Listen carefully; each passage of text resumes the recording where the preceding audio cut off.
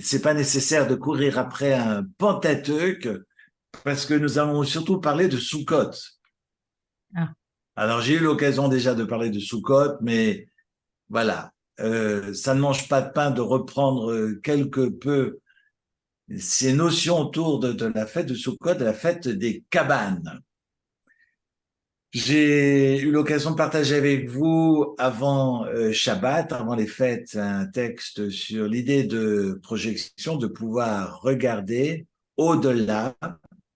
Et donc, préalablement, nous avons vu cet aboutissement en la fête de Sukkot. Vous savez que Sukkot, qui est donc la fête des cabanes, est la première ville occupée par le peuple d'Israël en sortant d'Égypte. mm. Alors, je vois que Gabriel est armé de son Talmud.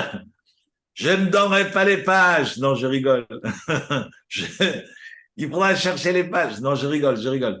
Non, mais sachez, sur le texte que j'ai partagé vendredi avec vous, j'ai mentionné le fait que le peuple d'Israël était encore en terre d'Égypte. On ne sait pas si Sukkot était à l'extérieur de la terre d'Égypte ou à l'intérieur, mais c'est la première ville qui va marquer cette libération physique. Et en même temps, ça va être la première fête qui sera célébrée après la construction, après l'édification du temple de Jérusalem. On sait que le roi Salomon va inaugurer le temple de Jérusalem 480 ans plus tard. Ce sera un 7 Tishri. Et on sait que les festivités vont durer 2 semaines. Et donc, la première fête qui sera célébrée sera inaugurée la fête de Sukkot. D'ailleurs, l'année de l'inauguration, ils ont mangé, mais ça, il ne faut pas le répéter, ils ont mangé le jour de Kippour.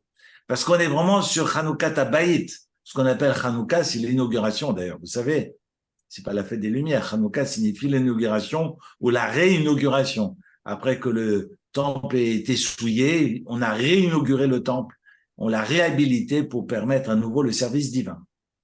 Bref, donc Sukkot, j'ai partagé avec vous un texte sur l'idée que c'est l'aboutissement de toutes les fêtes, mais que les fêtes sont obligatoires pour pouvoir saisir celles-ci. C'est-à-dire que je ne peux pas aboutir à Sukkot si je n'ai pas traversé Pessah, Shavuot, Rosh Hashanah, Kippour. Rosh Hashanah et Kippour ne sont pas des rags, ne sont pas des fêtes. C'est plus que des Yamim Tovim. On les appelle Yamim Naroim. Et, Noraïm. et Noraim, c'est les fêtes de contrition, des fêtes Nora qui sont terribles. Et donc, on a des Yamim Tovim qui précèdent, les Yamim Noraim à travers Rosh Hashanah et Kippour.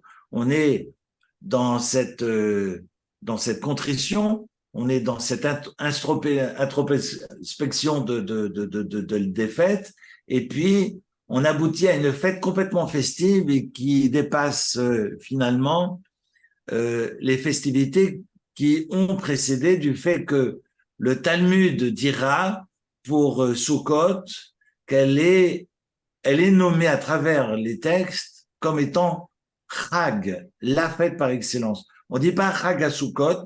Dans le Talmud, elle sera toujours désignée par le mot Chag, uniquement Chag. Quand on parle de Chag, comme on parle par exemple pour Shavuot, dans le Talmud, Shavuot est appelé Atzeret. Pourquoi Atzeret?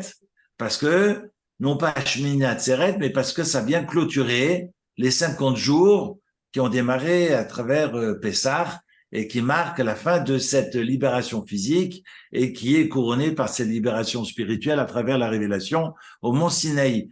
Donc, on n'est pas sur une fête, on est sur une première étape, premier échelon.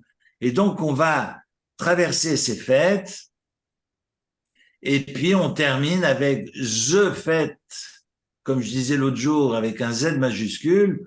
Donc, la fête par excellence, c'est la fête de Sukkot, raison pour laquelle nos sages appellent la fête de Sukkot Chag. Et curieusement, d'ailleurs le rabbin l'a rappelé ce Shabbat, on n'a pas des textes comme on aurait des chapitres entiers pour Pessah dans Shemot, dans les parachiotes de Bo, on a ce 12e, ce 13e chapitre de Bo, etc. Donc on a autour de Shavuot, on a ensuite dans la paracha de fin de Béchalach et début du Yitro, autour de la révélation en marquant la fête de Shavuot, ce qu'on appelle la Pentecôte juive, on s'entend. Donc on est vraiment sur une partie conséquente des textes bibliques en lien avec Pessah et Shavuot. On n'a quasiment rien sur Sukkot, si ce n'est ce 23e chapitre, la fin du 23e chapitre du Lévitique. Je vais vous lire les passages, et c'est intéressant parce que on va nous parler des saisons, on va nous indiquer quelques faits marquants, et à partir de là, comme l'a rappelé notre rabbin, c'est vrai que nos sages ont rédigé, ont retranscrit tout un krach, une maséchet, tout un tome spécifique à la fête de Sukkot, alors qu'on a très très peu de versets bibliques par rapport à la fête de Sukkot. Mais j'ai envie de dire, mais ça c'est mon interprétation, de la même manière, et on le voit dans un texte de Maïmonide, de la même manière, on n'a pas de texte autour de la mezouza, on n'a pas un texte autour de Hanouka, ou un texte autour des tfilines, du talit. On est sur des us et coutumes tellement ancrés. Alors je pense surtout à Hanouka, et j'ai un texte de Maïmonide dans le traité de Menachot qui dit que quand on est tellement habitué à quelque chose, il parle du temps de la rédaction du Talmud, c'est tellement ancré dans les usages que c'est pas nécessaire de revenir dessus. J'ai envie d'extrapoler et d'oser dire que Sukkot est tellement ancré et c'est tellement de l'ordre de l'évidence que c'est pas nécessaire d'épiloguer pendant des heures et des heures, et que la Torah nous donne quelques indications, et à partir de ces indications, nos sages vont rédiger tout un tome, tout un traité qui s'appelle le traité de Souka. Voici ma langue se fourche ce soir. Mais voyez-vous, je suis tellement pressé que je vais plus vite que ma pensée va trop vite. Alors, je vais un peu freiner les ardeurs. Simplement, je vous invite à noter le chapitre 23.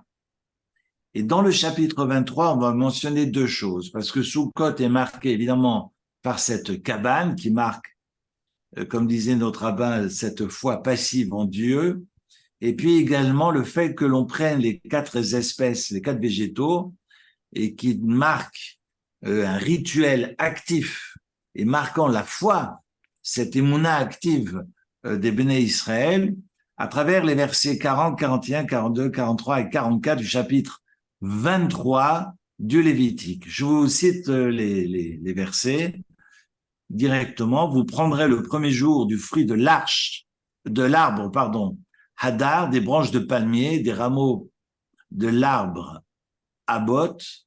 C'est curieux, ces traductions. Bref, le myrte et des saules de rivière. On dit le myrte, parce que ça s'écrit M-Y-R-T-E, et la myrte s'écrit avec TH. Le myrte et des saules de rivière, et vous vous réjouirez en présence de Dieu pendant 7 jours. Vous fêterez cette fête du Seigneur 7 jours chaque année, règle immuable pour toutes les générations futures, et c'est au 7e mois que vous la solenniserez. On solennise donc cette fête, le Chodesh HaShvi. C'est intéressant d'ailleurs, on ne mentionne pas, on ne donne pas les noms que l'on connaît aujourd'hui, Nissan, Iyar, Sivan, Tammuz, ça n'existe pas dans la Torah. Dans la Torah, on parle du 1er mois, du 7e mois, du 3e mois. C'est intéressant que les mois ont été inventés et sont arrivés plus tard dans les textes talmudiques. Ensuite, le verset nous dira vous habiterez dans des tentes, dans des cabanes durant 7 jours. Tout indigène en Israël demeurera sous la tente. Je ne sais pas d'où vient cette traduction. Vous voyez, quand je vais faire le malin, ouais, c'est une traduction du consistoire, du rabbinat français. Afin que vos générations sachent que j'ai donné des tentes pour demeure aux enfants d'Israël quand je les ai fait sortir du pays d'Égypte, moi l'Éternel votre Dieu. Et Moïse exposa donc ces fêtes de l'Éternel aux enfants d'Israël. Bon, si j'avais su, j'aurais pas venu. Non, j'aurais pris une autre traduction. Simplement parce que c'est toujours un peu piqué d'un ton. Vous voyez, d'abord, c'est marqué, vous prendrez le premier jour ce loulav. D'ailleurs, c'est intéressant qu'on parle de ce premier jour, alors que pour la fête de Pessah, on ne dit pas « et le premier jour des fêtes, vous mangerez des matzot ». C'est marqué le 15e jour, 14, 15 Nissan. On ne parle pas du premier jour de la fête.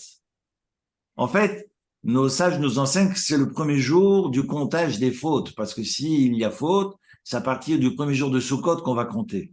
C'est une explication, hein. C'est pas the explication, il y en aura d'autres. C'est intéressant qu'après Kippour, on est sur une période un peu floue où on est tellement, d'après les sages, assis sur un nuage, on est dans cette purification de Kippour, et finalement, on est tellement affairé dans l'édification, dans la construction de la cabane, de la soukha, donc on ne peut pas penser à fauter durant cette période. Raison pour laquelle, alors c'est une des raisons, il y en a plusieurs, mais je vais vous donner les autres, mais c'est une des raisons pour lesquelles dans le rituel, dans la prière du matin, il n'y a pas de supplication, il n'y a pas de tachanonim. C'est-à-dire qu'après Kippour, d'ailleurs je suis toujours allé embêter mes rabbins quand j'étais gosse. Alors si j'y pense maintenant, c'est pour ça que je vous le dis. Mais pourquoi après Kippour, on a passé la journée à jeûner, à se klopfen, à se frapper le cœur et avouer toutes nos fautes. Et puis quand on prie Mahariv, quand on prie la prière du soir, on dit Khatanu, Pachanu, on a fauté. Mais qu'est-ce qu'on a fauté? On a fini il y a une seconde, on vient de finir l'année là. Et on démarre la prière du soir en disant j'ai fauté, j'ai fauté. Ben là, on ne peut pas avoir fauté vu qu'on sort de Kippour. Donc moi, j'adorais poser la question à tous mes rabbins qui étaient toujours les pieds dans le tapis, ils ne savaient pas comment répondre. Et donc je réitère, je vous la soumets, puis vous aurez tout le loisir d'y réfléchir jusqu'à l'année prochaine. Mais voilà que le lendemain, donc vu que c'est le 10 Tishri Kippour, le 11, le 12, le 13 et le 14, vu que c'est le 15, la fête de Sukkot, pendant 4 jours, on oublie toutes les supplications. Certains diront qu'on est totalement blanchi. D'ailleurs, on parle de blanchir l'être de ses fautes.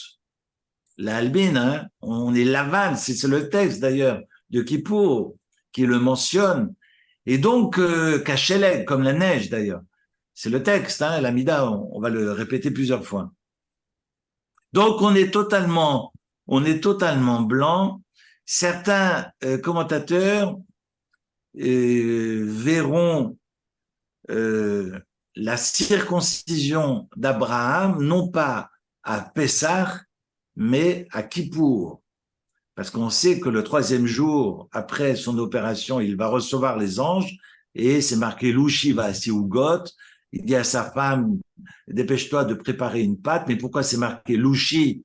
Parce que s'il laisse reposer, ça risque de gonfler parce qu'on est Pessah, et c'est interdit de laisser la pâte enflée. C'est pour ça que c'est marqué, dépêche-toi de travailler la pâte sans arrêt pour que ça ne gonfle pas. Les rabbins disent oui, parce que forcément, c'est Pessah que Abraham va accueillir ses anges. Certains diront non, non, non. Il a procédé à sa circoncision le jour de Kippour. 3 jours après, il va recevoir ses anges. Et puis, il va courir après, c'est marqué qu'il va courir après l'animal. Cet animal va s'enfuir, lui va courir derrière. Et puis, cet animal entrera dans la grotte de Marpella. C'est là qu'il va découvrir que sont enterrés Adam et Ève, Adam et Chava. Il y a une lumière extraordinaire et il dira, c'est là que je vais être enterré. Et c'est là que je serai enterré, moi, mon épouse et mes descendants. C'est à ce moment-là qu'Abraham aura décidé du lieu de sépulture. Et puis en courant, évidemment, il laisse son sang couler. Et les textes kabbalistes nous diront que Dieu dira Bedamaï Chaï, Bedamaï Chaï, de par ton sang. C'est répété 2 fois dans les textes du prophète. Et Dieu dit, par référence au sang versé qu'il a laissé couler en courant derrière cet animal, et en référence donc au sang de la circoncision, mais également au sang du Korban Pessah, du sacrifice pascal. Et donc, intéressant que c'est évidemment une preuve de foi, mais il s'agit donc de la fête de Kippour et non pas de la fête de Pessah.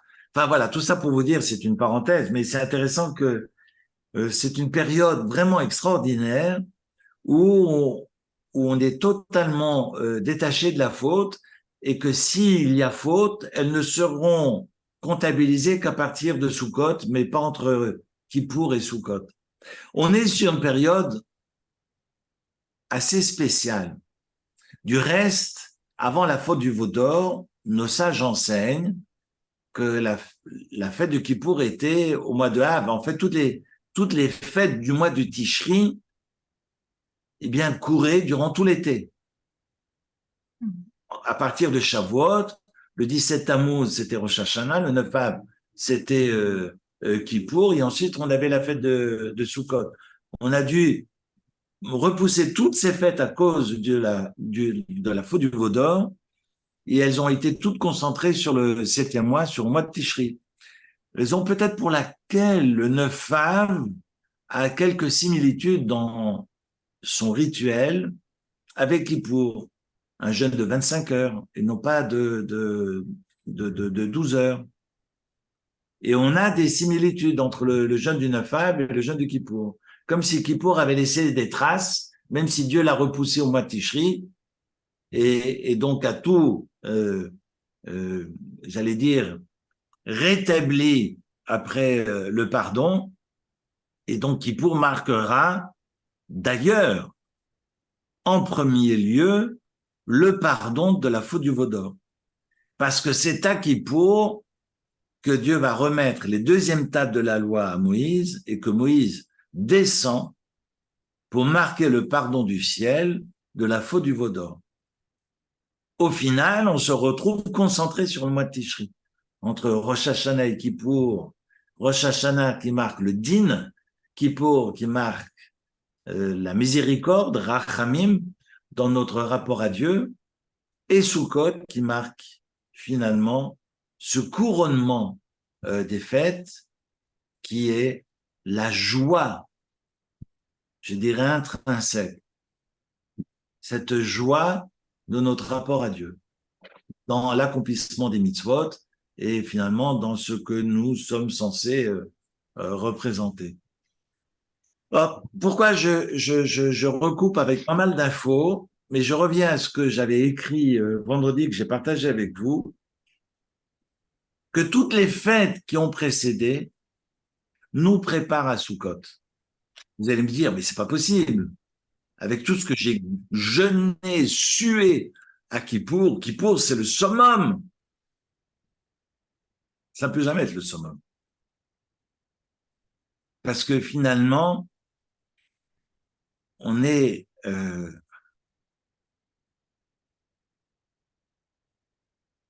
dans le din et on doit nous conduire vers Rachamim parce que ce qu'on doit viser, c'est la joie. Ce n'est pas la rigueur. C'est quand on est dans les craintes et les tremblements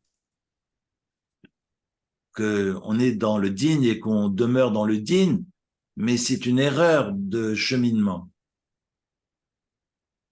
D'ailleurs, quand on est dans le tremblement, on dit, les charidim, c'est chet, resh, dalet, qui représente le tremblement. Chet, c'est chesed, resh, c'est rachamim, et dalet, c'est le din. Mais ce qu'on doit viser, c'est l'inverse.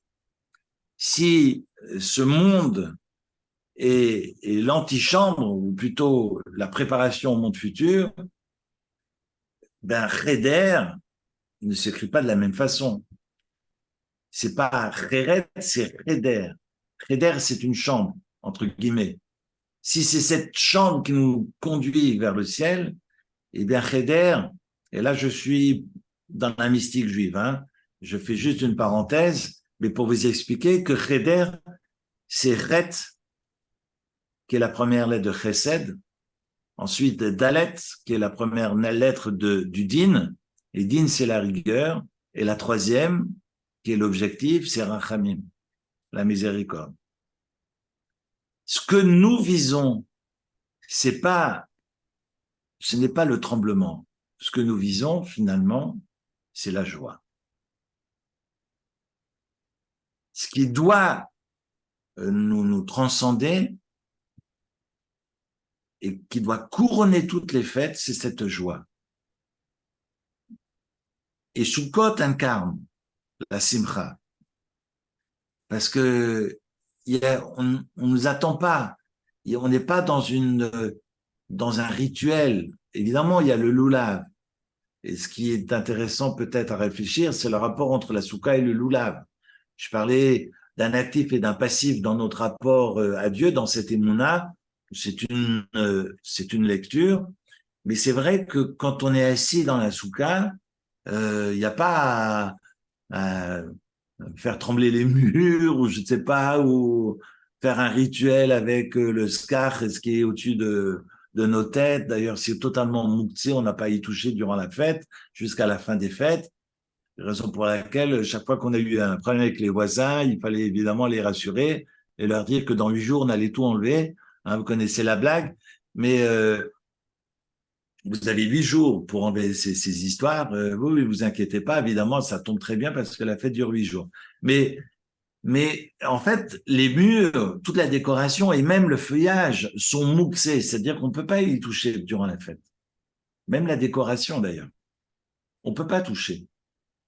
Évidemment, si vous avez une pomme qui vous tombe dessus, faites pas comme Newton, vous pouvez la prendre et la mettre de côté, mais on peut pas toucher à la déco. Donc en fait, vous demeurez dans la soukha, mais cette soukha, elle doit nous faire bouger à l'intérieur. Et moi, j'ai toujours un plaisir fou depuis que je suis gamin. Alors c'est vrai, quand j'étais tout petit, 4-5 ans, j'allais avec mes frangins derrière la soukha pour aller pour installer notre laboratoire. On allait piquer les fioles de notre mère qui était chimiste. On allait faire des expériences derrière la soukha parce que heureusement, on cherchait des cachettes dans la maison. Et heureusement qu'il y avait la soukha, comme ça on pouvait planquer des trucs derrière. Mais, alors ça, j'ai des souvenirs de gamin. Mais c'est vrai que la soukha a toujours été un moment magique c'est magique. C'est magique parce que vous êtes dans une maison qui n'est pas en dur, qui peut vous tomber sur la tête d'une seconde à l'autre, mais en même temps, vous êtes là et vous êtes complètement ailleurs. Vous êtes dans la maison du bon Dieu. Et j'ai envie de vous dire, et c'est l'explication que j'ai donnée pendant tant d'années, que représente la soukha?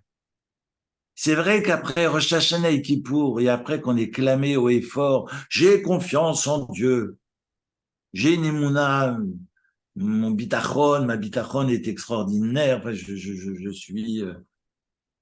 Et Dieu me dit, bon, c'est très bien, tout ça, c'est des mots, mais j'aimerais bien tachles, qu'on vienne le prouver sur le plan pratique. Parce que le crier dans la synagogue, c'est facile parce qu'on est dans du béton armé, mais maintenant, ce que tu vas dire, j'ai confiance, bah, tu vas le dire dehors. Et puis, on va mettre quelque chose au-dessus de la tête qui tient pas tellement, voilà, qui est assez incertain. Hein, on parle de fragilité de la demeure, c'est qu'on sort de nos demeures en dur dans cette solidité habituelle et puis on est là dans cette fragilité de la vie, peut-être à l'instar de nos ancêtres qui ont vécu à travers des siècles, là où ils ont essayé de s'installer dans une grande fragilité, Et pas pour rien que nous fûmes errants, sans être aberrants, mais il a fallu courir avec nos valises quand, outre les massacres de l'histoire. Donc, la fragilité, elle est là. Et ce qui est important, c'est que Sukkot, après Rosh Hashanah et Kippour, on vient rappeler cette fragilité. En Israël, on ne dort pas dans son duvet, hein. On dort dans la soukha, parce qu'on nous demande d'habiter dans la soukha. Maintenant, ce que j'ai partagé avec certains de Raoul Spiber, que je connais bien, qui expriment le fait que le Shulchan Aruch, Rabbi Yosef Karo, dans la Halacha, enseigne que si on est malheureux dans la soukha, il faut retourner à la maison. Mitztaher patour. Mitztaher, ça veut dire si je suis désolé, ça veut dire que si j'ai de la peine à être dans la soukha, imaginez qu'il pleuve, et j'ai de la peine à manger, et puis que ça me tombe sur la tête, eh bien, je suis patour, je suis dispensé de l'obligation de soukha, je peux rentrer à la maison.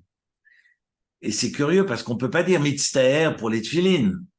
J'ai de la peine à mettre les tefilines, donc je les mettrai pas aujourd'hui, je les mettrai demain. J'ai de la peine à faire Shabbat, donc je ferai la Shabbat l'année prochaine. Donc, ça veut dire mitztaher patour. Je suis dispensé quand je suis mitztaher. C'est intéressant que la seule mitzvah pour laquelle on n'est patour, si on est mitztaher, c'est la soukha. Parce que si la soukha marque réellement cette sortie de notre zone de confort, comme on dit vulgairement aujourd'hui, eh bien, ça doit être une joie. Et si c'est pas une joie, alors restons dans le béton. Si sortir du béton est censé être une joie, alors c'est oui possible. Sinon, vaut mieux rester englué dans nos, comme on dit en hébreu, dans nos chigras, dans nos routines. Mais il vaut mieux rester dans la routine écrasé par les pyramides, comme ça que Rav Spiber l'exprime. Il vaut mieux rester écrasé sous nos pyramides plutôt que d'aller dans la soukha. La soukha doit représenter la joie. C'est donc la raison pour laquelle le Talmud présente la fête de Sukkot comme Chag, the fête. Alors, évidemment, si vous ouvrez le texte, et Gabriel a le texte sous les yeux, et si vous ouvrez le texte, le traité talmudique de Sukkot, ça commence par une Mishnah toute simple, et qui est quand même, que j'ai pu partager avec certains d'entre vous, qui est quand même étrange. Parce qu'on nous annonce, Souka Shigvoa le Malam et Srimama, une souka, une cabane, qui est plus haute de 20 amot, une ama, d'accord? Ce qu'on appelle une coudée, c'est 50 cm. Donc 20 amot, c'est 10 mètres de haut. Une souka qui a plus de 10 mètres de haut, psoula, elle n'est plus cachère. Ce n'est plus une souka. Et, bon, Rabbi Yehuda n'est pas d'accord, le texte continue, et chez Enagvoa à Sarat Fahim, et qui est plus basse que 10 Tfahim. Alors 10 Tfahim, c'est le point, ce qu'on appelle une paume, pas une pomme, hein, de 10 paumes. Chez Enagvoa à Sarat Fahim, qui est plus basse, considérons que une ama fait 6 tfachim, donc 10, c'est pratiquement une ama et demie. On est sur 80 cm. Alors, le texte de la Mishnah nous dit, ce n'est pas cachère. Et puis, une souka qui n'a pas minimum 3 murs, chez Enlash Losha Defanot, n'est pas cachère. Et pour finir, chez Hamata, dont la lumière du soleil, Muruba Mitzilata, qui est plus forte que son ombre, Donc, le feuillage doit être suffisamment touffu pour qu'il y ait plus d'ombre que de lumière. Mais s'il y a plus de lumière que d'ombre, psoula, la souka n'est pas cachère. La première Mishnah s'arrête là. On se rend compte que finalement, on n'est pas très exigeant. Hein. Une souka, minimum 3 murs, un plafond pas au-dessus de 10 mètres, et pas plus basse que 80 centimètres. Et puis l'affaire est réglée. Il faut qu'il y ait un peu plus d'ombre. Évidemment, on peut faire une petite voiturette. Enfin, je vois ces voitures mobiles maintenant, c'est la mode. C'est la mode depuis cette année à Genève. Mais on peut imaginer une souka rikiki où il faut ramper pour pouvoir aller manger. C'est pas cachère. Il nous enseigne le Talmud ensuite. Pourquoi? Parce que Dieu ne descend pas en dessous de 10 tfachim. Qu'est-ce qu'avait dit tfachim? Et c'est là que la question est intéressante. C'est l'Arche sainte. Parce que le propitiatoire, le caporet, donc le couvercle avait un téfach, et puis il y avait 9 téfach en dessous. Donc ça en fait 10. L'Arche sainte qui représente la Torah avait donc 80 centimètres, c'est ça, une amas et demie de haut. On parle d'une amas et demie de haut, une amas et demie de large et 2,5 de long. Regardez les textes, c'est le début de Teruma, c'est juste après la péricope de Mishpatim dans l'Exode. Et donc, on est d'ailleurs sur des mesures pas finies pour l'Arche sainte, parce que c'est jamais fini avec la Torah, parce que c'est toujours, comme on dit,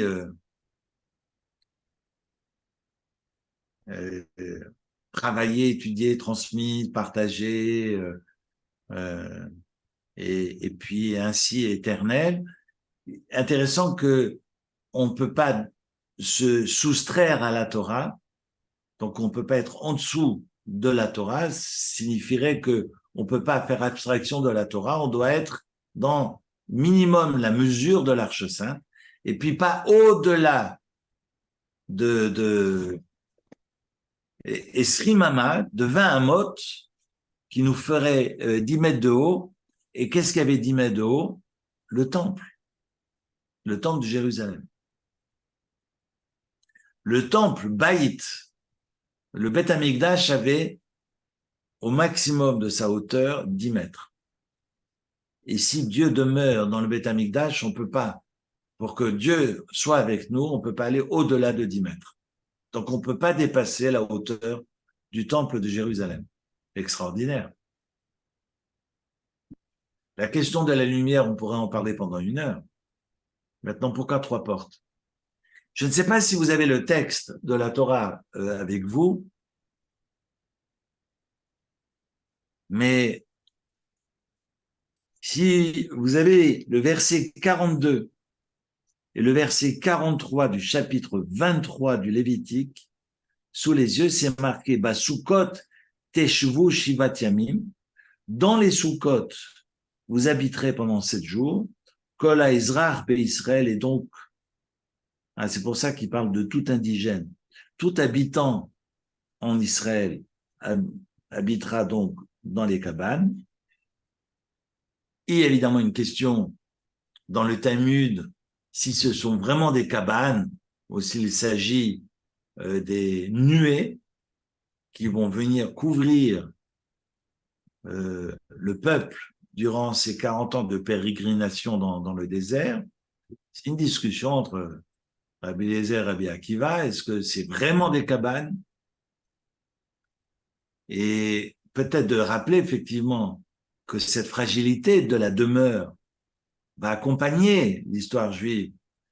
Et ce qui va permettre au peuple juif, malgré la fragilité de sa maison, c'est finalement son bitachon et sa confiance en le ciel.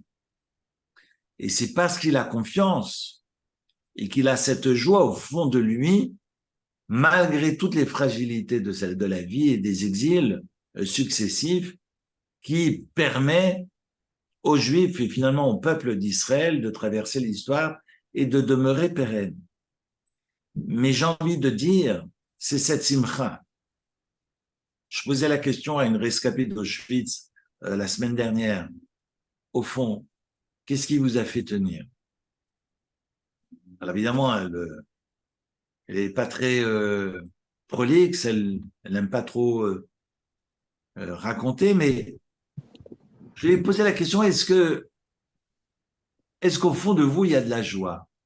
Alors, elle ne l'a pas traduit avec de la joie, parce que ce qui doit nous faire tenir, et ce qui lui a permis de tenir, c'est de toujours espérer. Et c'est quoi l'espérance si c'est pas de la joie?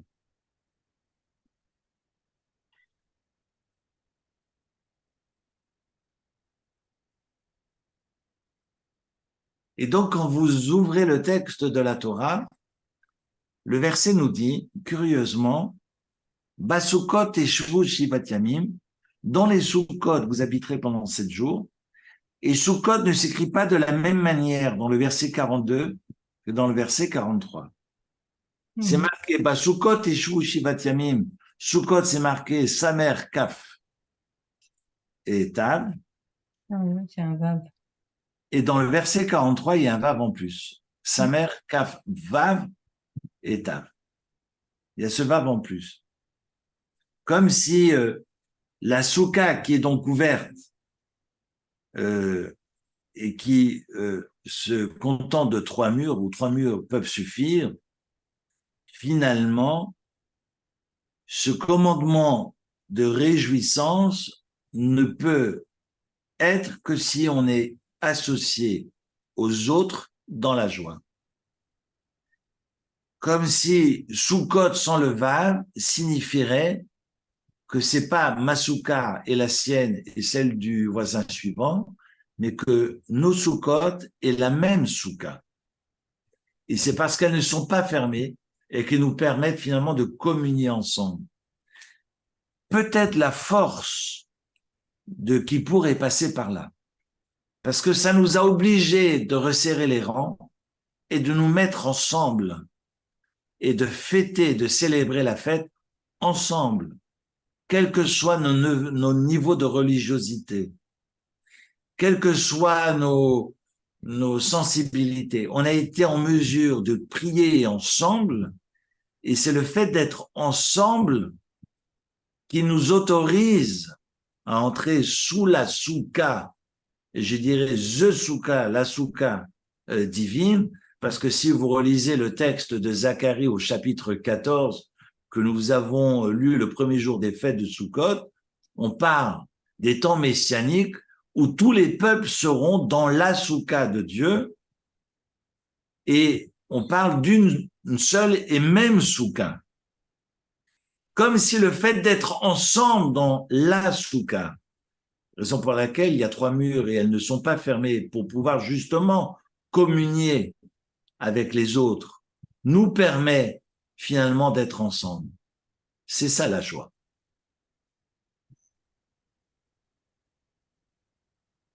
C'est ça la joie. La joie d'abord, de sortir de la maison, parce qu'à Pessah et à Shavuot, nous étions enfermés à la maison. D'ailleurs, ça me fait toujours rire quand, le soir de Pâques, on dit que tout celui qui a faim vienne et mange, alors qu'on a mis les verrous à la porte, que tout celui qui a faim, il ne faut pas le crier trop fort, des fois qu'un indigent dans la rue nous entend, que tout celui qui a faim vienne et mange. Mince, ça toque. Mais évidemment, il faut pouvoir.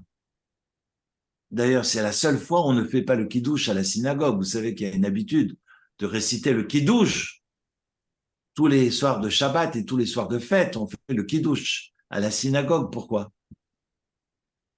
Pourquoi on récite le kidouche? Pas à Kippour, évidemment. Mais pourquoi on fait le kidouche à la synagogue tous les vendredis soirs? Parce que pendant des siècles et des siècles, il y avait des gens de passage qui n'avaient pas d'autre lieu que la synagogue pour manger et dormir. Donc, on fait kidouche pour les gens de passage. On n'a pas le droit le soir de Pessah. Vous allez me dire, oui, mais parce que il faut faire le kidouche à la maison. Non, parce que personne et se D'accord. retrouve seul le soir de Pessah. Tout le monde a un toit, tout le monde est invité. Donc personne ne se retrouve seul à la synagogue le soir de Pâques. Bref, bon, ben ça c'est une parenthèse, on la reprendra à l'occasion pour les fêtes de Pessah. Mais donc, à Pessah, finalement, on est dans cette mini, comme on dit au Moyen-Âge, on est autour de cette tablée familiale avec tata, tonton, le grand-père, mais le petit chien, mais finalement, on est tous ensemble, mais on est dans un entre-soi. On n'est pas ouvert au monde. De quelle ouverture on parle? On a mis tous les verrous possibles et imaginables. Shavuot est l'aboutissement de Pessah. À quel moment on sort dehors? Mais on sort. Enfin, de sortir dehors, c'est difficile de sortir dedans. Mais à quel moment on sort dehors? Mais c'est à Soukot. Pourquoi? Parce que justement, on doit s'ouvrir. Mais pas s'ouvrir seulement aux siens et à sa communauté, on doit s'ouvrir à l'humanité. C'est la raison pour laquelle on a porté 70 sacrifices, 70 offrandes à Soukot pour marquer les 70 nations, pour marquer les peuples du monde. Parce que s'il y a une fête, on doit communier avec tout le monde, c'est à Soukot. C'est pour ça que c'est une fête joyeuse. Parce que nous sommes tous ensemble. Et Dieu dira, comme nous dit le Zohar, Dieu dira 3 murs, pas 4 murs, 3 murs. Comme, entre guillemets, comme si Dieu ouvrait ses bras en disant, ne partez pas. Vous avez pris avec moi Rosh Hashanah et Kippour, ne partez pas tout de suite, vaquez à vos occupations, venez encore dans mes bras, qu'on reste encore un moment ensemble. Si ça, c'est pas la joie, alors ça incarne quoi? La fête de Sukkot va marquer justement ce temps de retrouvailles avec le ciel, plus que toutes les autres fêtes réunies. Et c'est donc la première fête que Shlomo Ameler, que le roi Salomon va célébrer après l'édification du temple de Jérusalem. On a proclamé la royauté de Dieu à travers Rosh Hashanah, et donc dans toute sa rigueur, on a proclamé la clémence de Dieu durant les fêtes de Kippour, et on a affirmé donc notre foi en son rachamim, en sa clémence, et évidemment pour nous toutes et nous tous, pour celles et ceux qui reviennent à lui, avec L majuscule, et puis c'est ainsi que dans cette blancheur, dans cette pureté, dans cette purification, on est dans la joie de la fête de Sukkot et on est enfin prêt à vivre réellement dans le service de Dieu. C'est pour ça que cette fête ne s'appelle pas Chag HaSukkot, mais elle s'appelle juste Chag. Et quand on récite la prière du matin, on dit pas Zman Matan Toratenu ou Zman Cherutenu pour Pessah, le temps de notre libération. Mais lorsqu'on récite la prière du matin, et dans Moussaf, on dira Zman Simchatenu. Que Sukkot est arrivé le temps de la réjouissance, de notre Simcha. Nous sommes heureux d'être arrivés à Sukkot, d'aboutir à Sukkot, parce que si on a dépassé tant la rigueur que la clémence de Dieu, eh bien, on est joyeux de pouvoir être auprès de lui dans la réalisation des mitzvot et nous permettant finalement, dans la joie, de redonner du sens au monde dans lequel nous pataugeons au quotidien. Voilà pour les fêtes de Sukkot. Alors, j'ai essayé d'aller un peu vite, mais finalement, je me suis ralenti pour ne pas trop fourcher dans les mots. Mais je pense avoir été plus ou moins audible. Je suis en train de regarder mes montres. J'ai mis des montres partout. C'est le côté suisse. Voilà, pour ce jour. En tous les cas, la semaine prochaine, si vous êtes d'accord, nous évoquerons non pas le mythe de Sisyphe, mais parce qu'on va reprendre la lecture de Bereshit, mais on va reprendre et évidemment toute cette question de Simcha avec Shmini Atzeret et Simchat Torah, parce que Shmini Atzeret sera Shabbat prochain, samedi prochain, et dimanche c'est la fête de Simchat Torah, de la fête de la Torah. Pourquoi c'est la fête? Parce qu'on recommence tout à zéro. c'est pas la fête parce qu'on a fini, non, c'est la fête parce qu'on recommence tout. Donc on va terminer la lecture de la Torah et on recommence aussitôt de par la lecture de la création du monde. Voilà pour ce soir. Je vous souhaite de très très belles fêtes Merci dans la beaucoup, joie, Eric. beaucoup de joie. חג שמח. Chag Sameach, חג שמח, très vite. וחזר ברוך. Merci beaucoup, Eric. Merci beaucoup. Merci beaucoup. Merci. Ça me va. Merci beaucoup, Eric. Au revoir. Au revoir. Bonsoir. Merci.